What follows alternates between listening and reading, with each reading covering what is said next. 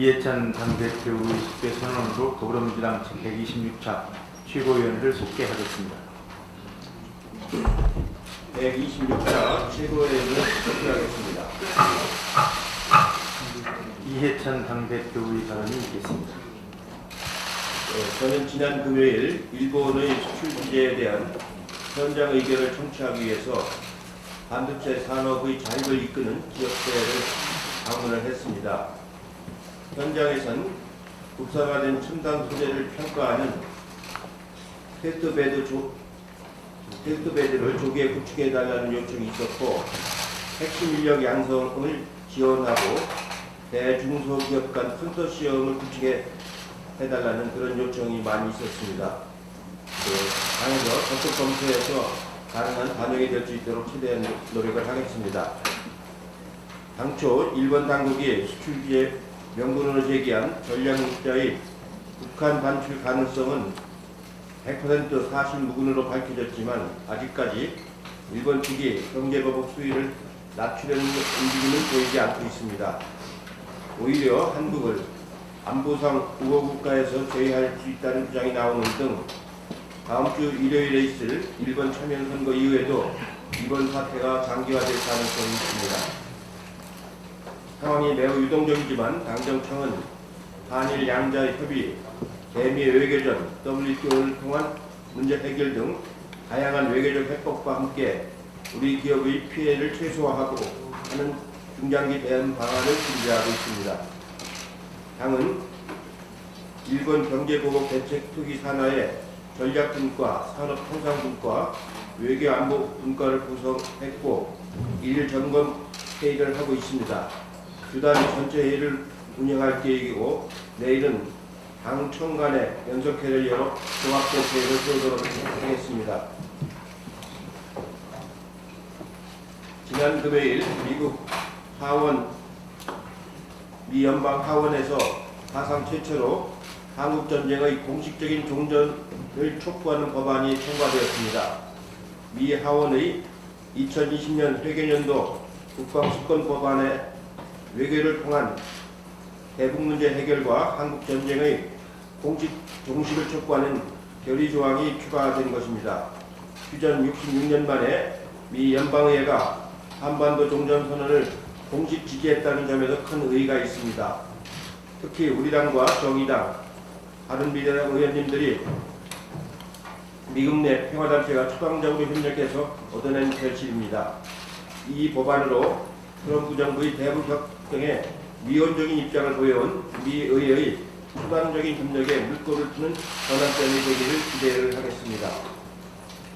민주당은 앞으로도 각국 의회, 정당, 연구기관, NGO 등과의 협력을 더욱 강화하며 한반도 평화 논의에 대한 국제적 지지를 확산시키겠습니다. 특히 지난번 우리 여성 의원님들이 미국에 가셔서 녹한당 의원하고 같이 논의를 많이 한 것이 상당한 도움이 되었다고 판단이 됩니다. 오늘 아침 황교안 대표께서 청와대 회동을 제안하셨습니다.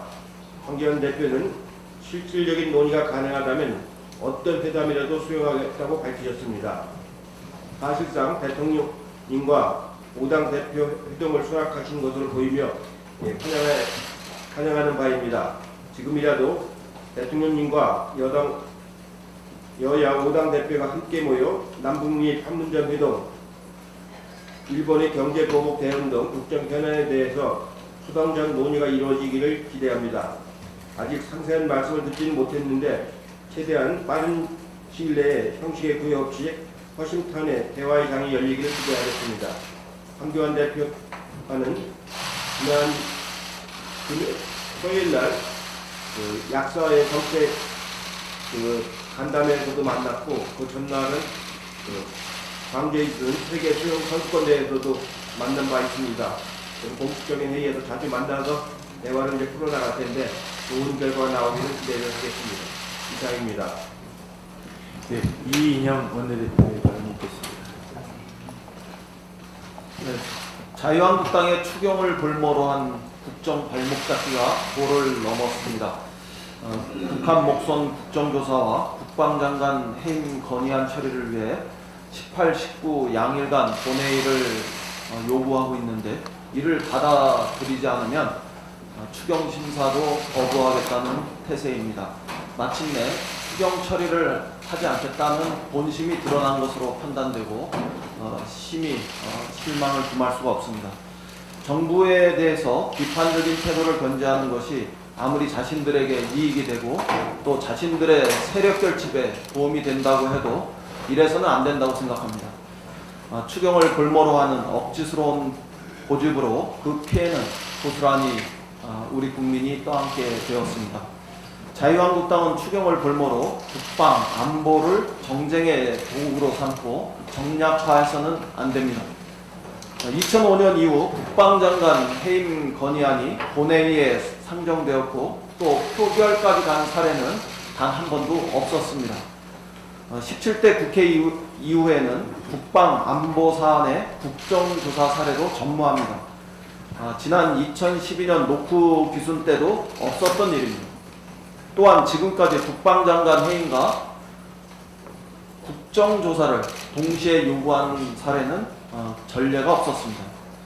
군 합동조사로 사건 규명과 책임자 문책은 이미 마쳤습니다. 비슷한 사안인 노크 귀순 때는 사단장의 보직해임으로 끝났지만 이번에는 군단장급 보직해임의 조치가 있었습니다. 이런 마당에 국방수장까지 해임시키고자 요구하는 것은 순전히 정쟁을 위한 의도로밖에 볼 수가 없습니다. 자유한국당에게 묻습니다. 국방부 장관을 해임하는 것이 진정 군을 위하고 국민을 위한 것입니까? 국방과 안보를 정쟁의 도구로 이용하는 것은 저는 아니라고 생각합니다. 해도 너무합니다. 국민의 안보 불안감을 부추기는 정치 공세는 더 이상 우리 국민들에게 정당성을 인정받을 수 없음을 명심하기 바랍니다. 민주당은 국방 안보를 정쟁화하려는 요구에 어떤 경우에도 응하지 않겠습니다. 자유한국당은 국회를 또다시 꽉 막힌 불통 정국을 만들려고 하고 있습니다.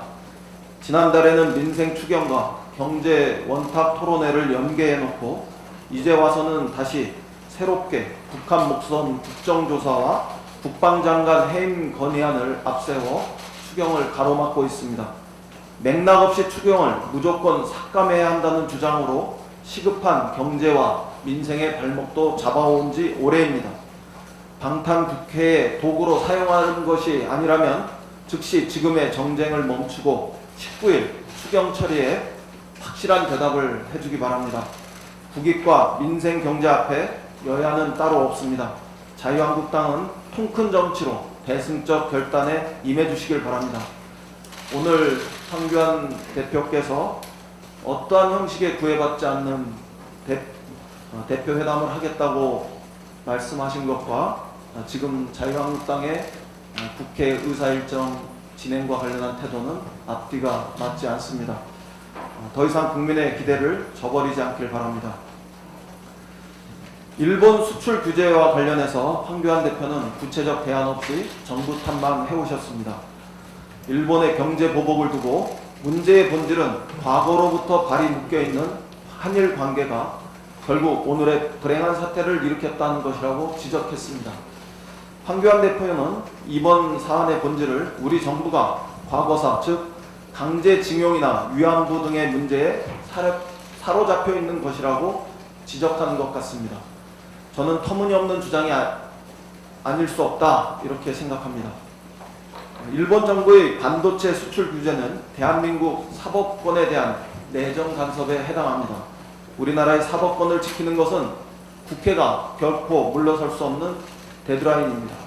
그런데 황교안 대표는 오히려 우리 정부가 과거에 연연하는 모습이나 또 집착하는 태도가 이번 일본 경제 보복의 원인이 되고 있다는 판단을 하고 계신 것 같습니다. 일본 정부가 오해할 만한 말만 하니 참으로 개탄스럽습니다. 더욱이 이번 사안의 발단은 황 대표가 총리를 지냈던 박근혜 정부가 일본을 지나치게 의식해서 자초했던 사법농단에 있습니다. 지난 과오를 반성하지는 못할 망정 정부의 저자세 외교를 강요하는 듯한 그런 뉘앙스로 또다시 사법부의 판결을 훼손하려 해서는 안 됩니다. 일본의 부당한 조치에 여야가 힘을 모아도 부족한 때입니다.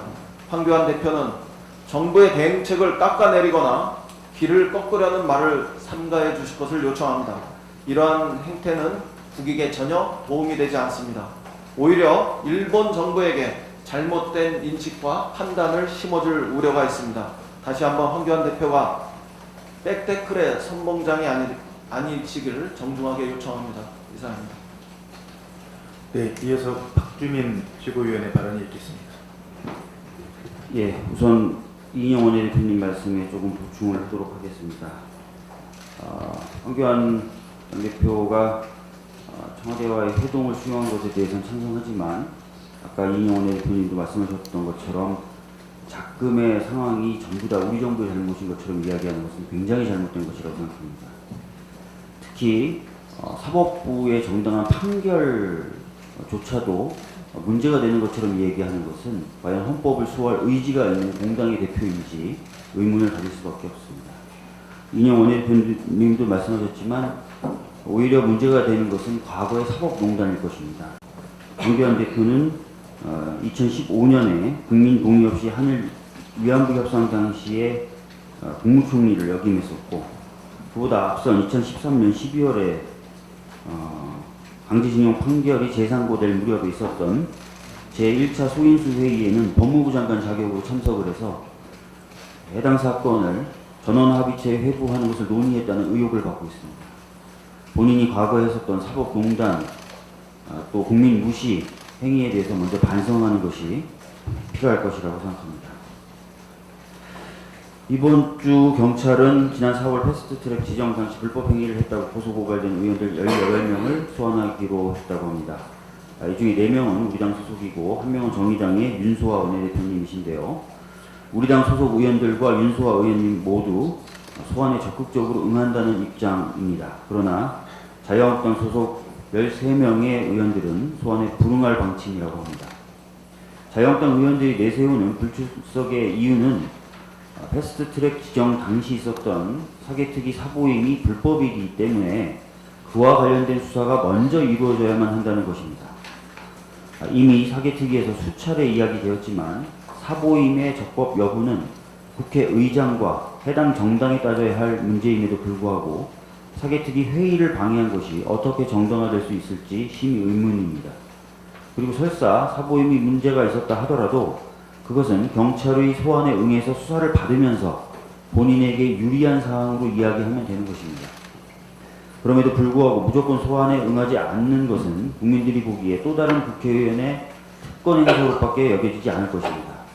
특히 자유한국당 의원들은 노조나 시민단체의 경우 조그만 불법 행위만 있어도 법에 따라 엄정히 처벌하라고 하는 입장이었기 때문에 더욱 그럴 것입니다. 정치에 대해, 특히 국회에 대한 국민의 불신이 극에 달한 이 상황에서 자유한국당이 지금 보여주고 있는 법을 무시하는 태도는 정치에 대한 불신과 혐오를 더욱 키울 것입니다. 자유한국당 역시 신속하게 경찰 소환에 응하는 모습을 보여주어 법 앞에 10,000명만 평등한 것이 아니라 만인이 평등하다는 것을 보여주었으면 합니다. 내년도 최저임금이 2.9% 정도 인상된 8,590원으로 결정되었습니다.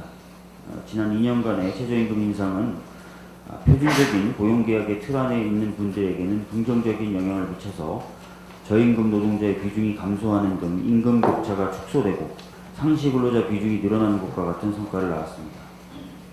그런데 표준적인 고용계약의 틀 밖에 계신 분들, 특히 실질적으로 노동자와 다를 바 없는 영세 자영업자와 소기업에게 큰 부담이 된다는 등의 이유로 이번에 최저임금위원회가 이전의 여러 해들과 비교했을 때 가장 낮은 비율의 인상을 결정한 것입니다.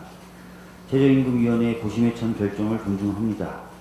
그렇지만 2020년까지 최저임금을 1만 원으로 인상하겠다는 공약을 지키지 못한 점, 대통령님도 이미 밝히신 바가 있지만 국민들께 죄송스럽다는 말씀을 드려야 될 것 같습니다. 다만 김상조 정책실장이 이미 밝힌 바와 같이 이번 최저임금 결정이 소득주도 성장의 폐기 내지 포기를 의미하는 것으로 오해되지는 않았으면 좋겠습니다. 이런 오해는 소득주도 성장이 곧 최저임금 인상만을 의미하는 것으로 좁게 해석하는 것에서 비롯된 것이라 할 수 있습니다. 누차 해왔지만 절대 그렇진 않습니다. 소득주도 성장은 현금 소득을 올리고 생활비용을 낮추고 사회 안전망을 넓히는 다양한 정책들의 종합 패키지입니다. 소득주도 성장 정책이 최종적으로 성공해서 양극화를 해소하고 경제의 활력을 불어넣을 수 있도록 지속적으로 살피고 노력하겠습니다. 이번 최저임금 결정과 관련하여 자유한국당에 한마디 하겠습니다. 자유한국당 역시 지난 대선에서 2022년까지 최저임금을 1만원까지 올리겠다라고 주장한 바가 있습니다. 이것은 저임금 노동자의 어려움과 양극화의 심각성에 대해 자유한국당도 공감했었음을 의미합니다. 그럼에도 불구하고 자유한국당은 지속적으로 최저임금 인상 정책에 대해 좌파적 정책이라는 딱지를 붙여왔고 이번 최저임금 결정을 두고도 나경원 원내대표는 재심의까지 거론한 것은 지난 대선 공약과는 앞뒤가 맞지 않는 말이자 저임금으로 인해 고통받는 국민의 현실에 공감하지 못하는 것입니다. 정말 양극화 해소 등 서민을 위한 정치를 한다면 단순히 최저임금 인상을 통한 시장임금 인상에 문제를 지적하는 데 그치지 말고 국민의 생활비를 낮추고 사회적 안전망을 구축하는 일 그리고 경제가 공정하게 작동하여 불균형을 해소하는 일에까지 나서는 모습을 보여주셨으면 합니다. 이상입니다. 네, 그럼 박광 최고위원의 발언이 있겠습니다. 네, 이해찬 대표님도 말씀하시고 또 이인영 대표님도 말씀하셨는데요. 일본의 수출 규제는 대한민국의 선권 분립을 정면으로 부정한 대단히 반민주적 발상이고 또 국내 정치적 이유로 국제 무역 질서를 깨는 대단히 반시장 경제적 무모한 조치다 하는 것이 많은 분들의 지적이고 우리 국민들의 생각이고 일본의 양식이 있는 기업인과 언론인들의 생각이기도 합니다. 이번 일본의 조치로 자신들의 이익이 침해될 때 언제든지 국제사회 질서를 깰 수 있다는 매우 위험한 그런 가치를 기준을 갖고 있다는 것을 일본 스스로 국제사회에 보여준 대단히 악수 중에 악수다, 하책 중에 하책이다 이렇게 생각을 합니다. 일본이란 나라의 품격과 신뢰 기반을 여지없이 무너뜨린 그런 조치라는 것을 일본의 정치인들, 특히 아베 총리를 비롯한 그 측근 정치인들이 정확하게 인식하고 이 조치를 이제는 수습하는 방안에 대해서 출구 전략을 충분히 고려하기 시작해야 될 것이다. 다시 강조하겠습니다.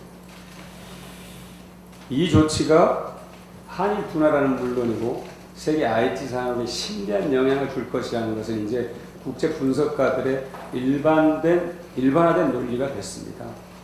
일본이 이것을 하루속히 깨닫기 바랍니다. 추경안에 이 일본 수출 규제와 관련해서 소재 산업과 부품 산업을 지원하기 위한 예산을 3천억 정도 증액해야 된다 하는 그런 정부의 의견이 있고 우리 당에서도 이에 대해서 적극적으로 지지합니다. 국내 소재 산업만을 볼 경우 생산액 기준으로 2016년 말입니다.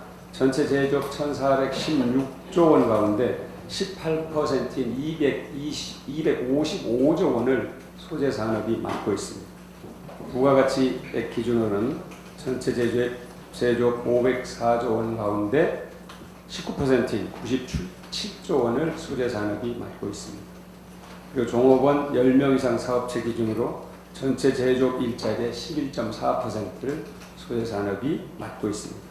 자유한국당의 추경당에는 이 우리 산업에서 차지하고 있는 소재 산업을 더욱더 발전시키고 또 이 분야에 종사하는 분들에게 더 용기를 주는 그것을 막는 것이다 하는 것입니다. 수많은 노동자와 중소기업들의 삶을 볼모로 잡는 추경방해 하루속히 중단하시기 바랍니다. 그리고 아베 정부가 수출 규제 조치를 취하면서 한국 내 여론을 얘기하고 있습니다. 자유한국당과 일부 언론일 텐데요. 제발 국익을 팽개치는 어리석은 선택을 하지 않기 바랍니다.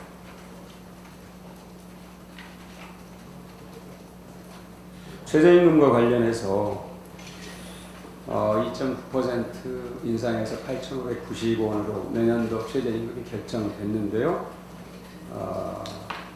아쉬운 대목이 없잖아 있습니다. 그러나 경제 성장률만큼 반영됐다는 점에서는 다행스럽게 생각합니다. 최저임금이 저임금 노동자의 구매력을 높이는 방향으로 한 걸음 더 나아가지 못한 데 대해서는 아쉬움이 남습니다. 대통령께서도 임기 3년 안에 10,000원을 달성하겠다는 공약을 지키지 못한 데 대해서 사과를 하셨고요. 그러나 이것이 소득주도 성장 정책을 포기하는 것이 아니라는 것을 분명히 했습니다.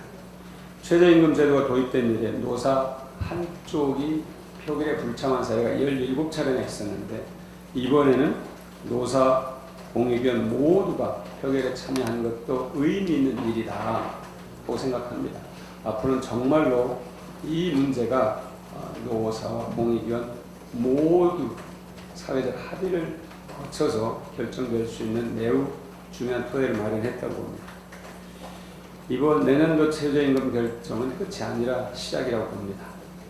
이제 국회로 넘어왔습니다. 을과 을의 싸움으로 변질시키는 그런 일은 더 이상 없어야 될 것입니다. 최저임금이 경제 민주화와 그리고 상생과 동반 성장의 제도로 뿌리내릴 수 있도록 국회가 사회 안전망을 확대하고 공정 경제를 위한 법안 통과의 속도를 내야 할 것입니다. 특히 대기업과 중소기업 간 이익협력 공유제, 갑질경제 근절 방안, 살인적 임대료 대책만이라도 여야가 협의체를 만들어서 민생 우선 법안으로 지정해서 통과시킬 필요가 있다고 봅니다. 지난 20년 동안 1998년부터 2017년까지입니다. 외환위기가 있고 난 다음이죠. 기업 소득이 490% 는 데 비해서 가계소득은 180% 느는 데 그쳤습니다. 또 그 기간 동안 기업 저축은 무려 소득 증가보다 높은 630%가 늘었는데 가계저축은 소득 증가율보다 낮은 140%에 머물렀습니다. 이렇게 경제성장의 과실이 모든 국민에게, 경제 주체들에게 고르게 돌아가지 않는 것이 우리가 겪고 있는 양극화의 가장 큰 원인입니다. 이에 국민들이 특권 경제를 탄핵하고 새로운 정부에게 명령한 경제 기조가 공정경제와 소득주도 성장, 혁신성장입니다. 소득주도 성장과 혁신성장을 이 정부가 적극적으로 책임있게 추진해 나갈 것입니다. 이번 최저임금의 결정 의미는 다시 한번 말씀드리지만 이 세 바퀴 경제를 지속적으로 강화해 나가겠다는 의지의 표현이다 이렇게 말씀드립니다. 이상입니다. 네, 다음 서른 최고위원의 발언 있겠습니다.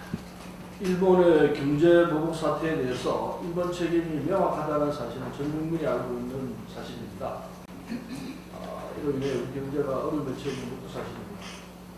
이 점에 오늘 보도에 의하면 자유한국당이 대통령과 여야 5당 대표회담을 수용했다는 보도가 나왔는데 사실이라면 환영할 일이라고 생각합니다. 지금은 정파의 이익을 내세울 때가 아니라고 봅니다.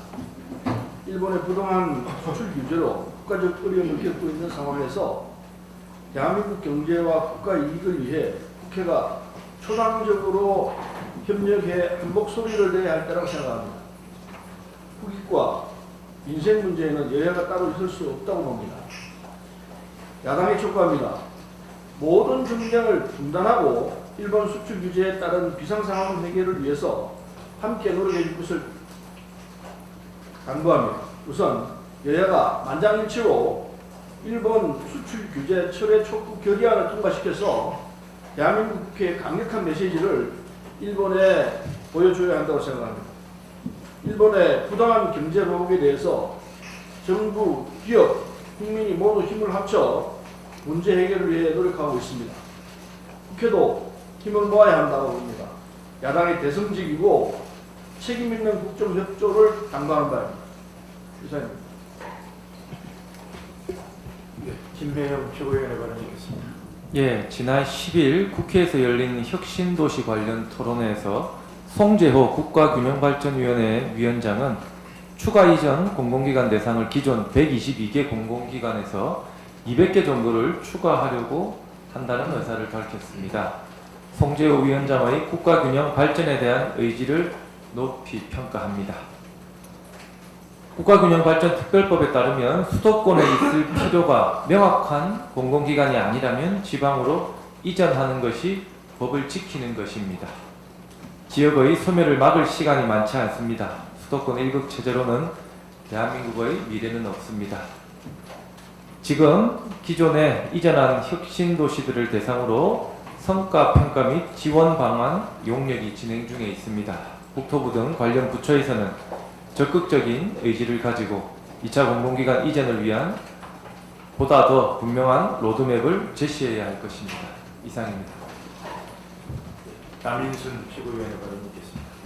네, 국회 의사일정에 합의된 지 얼마 되지 않았는데 또 자유한국당의 나경원 원내대표가 얼토당토하는 그 억지 정치로 또다시 민생 국회의 발목을 잡고 있습니다. 경제청문회와 또 경제 원탁회의, 또 북한 목선 국정조사, 국방부 장관 해임 등 끊임없이 추경 처리 조건을 내세우며 국민의 인내심을 시험하고 있습니다. 나경원 원내대표의 떼쓰기로 국민은 정말 지칠 대로 지친 상황입니다. 시간도 얼마 없습니다. 국회가 이렇듯 오랫동안 안개 속에 빠뜨리는 일이 과연 정당이 해야 될 일인지 묻지 않을 수 없습니다. 일본의 수출 규제에 대응하기 위한 추가된 예산을 비롯해서 재해, 재난 대응을 위한 추경이 정말 시급합니다.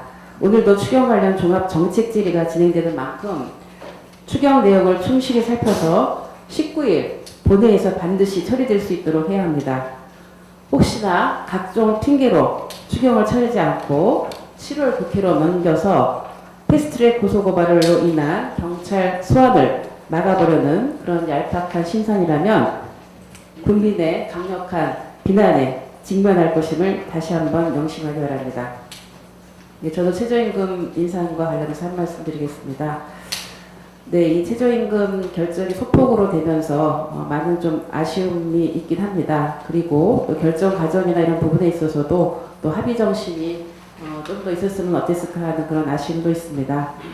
그러나 이제 최저임금이 결정된 만큼 최저임금의 소폭 인상에 따라서 우리 정부가 소득주도 성장 정책을 포기하는 것은 분명히 아니고 앞으로 근로장려세에 대한 확대 강화라든지 한국형 실업부조 제도라든지 또 하도급 거래관계 개선을 통한 노동자들의 생존권 보장, 또 건강보험료 보장성 강화를 통한 다양한 방식의 소득주도 성장 정책이 내년도 정책과 예산에서 제대로 반영될 수 있도록 최선을 다하겠습니다. 이상입니다.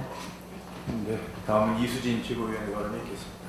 네, 지난 금요일 저희 당 대전광역시당 노동위원회와 한국노총 지역 대표자들과 현안경청 간담회를 하였습니다.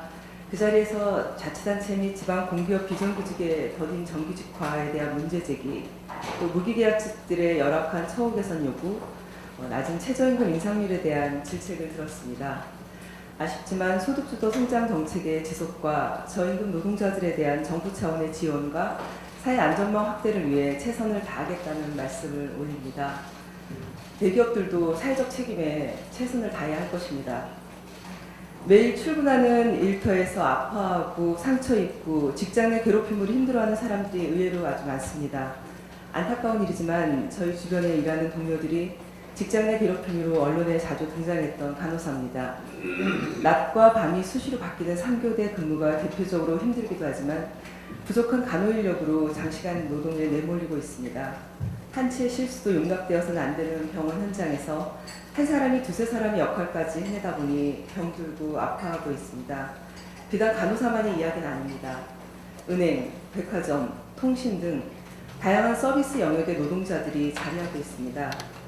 ILO는 직장에서 근로계약 조건과 상관없이 어떠한 종류의 폭력이나 괴롭힘으로부터 노동자를 보호해야 한다는 내용을 다음 협약으로 채택하기도 했습니다. 우리나라도 내일 16일부터 직장 내 괴롭힘 금지법이 시행됩니다. 법이 시행되기도 전에 기업에서는 괴롭힘의 종류와 행위의 포괄성에 어려움을 호소하고 있습니다. 하지만 우리도 전 세계 많은 노동자들이 사회 심리적 위험이나 업무 스트레스와 같은 비감염성 질환에 대한 위험에 노출되어 있듯 우리도 단호히 대처해야 합니다. 직장 내 괴롭힘이라는 개념을 법에 규정하고 법으로 금하는 행위는 사회적으로 큰 의미가 있을 것입니다. 직장 내 만연한 괴롭힘을 예방하고 고통받는 노동자를 보호하는데 사회적 경각심과 직장에서의 자정 효과가 나타나기를 기대해 봅니다. 이상입니다. 네, 다음은 이형석 최고위원의 발언이 있겠습니다. 예, 일본의 수출 규제로 인해서 정부와 여야가 머리를 맞대야 함에도 불구하고 정부의 대화 제의에 대해서 며칠 전까지만 해도 야당을 들러리 세우지 마라 이렇게 이야기했던 황교안 대표가 오늘 조건을 비대어 응하겠다고 했다고 합니다. 다행스럽게 생각을 합니다만 이인영 원내대표가 지적했다시피 얼마 전 황교안 대표의 페이스북에 글을 보면 황교안 대표의 정체성에 대해서 의구심을 갖지 않을 수가 없습니다. 일본에 대해서 일본의 과거사에 대한 진정한 반성과 사과 그리고 배상에 대해서 요구하기보다는 마치 우리 정부가 과거사에 집착하는 듯한 그런 인식을 갖고 있는 것은 대단히 황당하기 짝이 없습니다. 말 바꾸기와 억지로 일관하고 있는 일본에 대해서 단 한마디 언급도 하지 못하면서 대통령과 정부의 비난에만 몰두하고 있는 자유한국당과 황교안 대표의 태도는 정말 이 정당이 어느 나라 정당이고 또 어느 정당의 대표인지 묻지 않을 수가 없습니다. 이제 대화가 열리면 이제라도 자유한국당과 황교안 대표는 이런 정체성에 대한 문제의식을 갖고 전향적인 태도 변화를 다시 한번 촉구하는 이상입니다. 네, 그럼 이상 모두 발언을 마치고 회의를 비공개로 전환하겠습니다. 언론 여러분들의 협조를 부탁드립니다.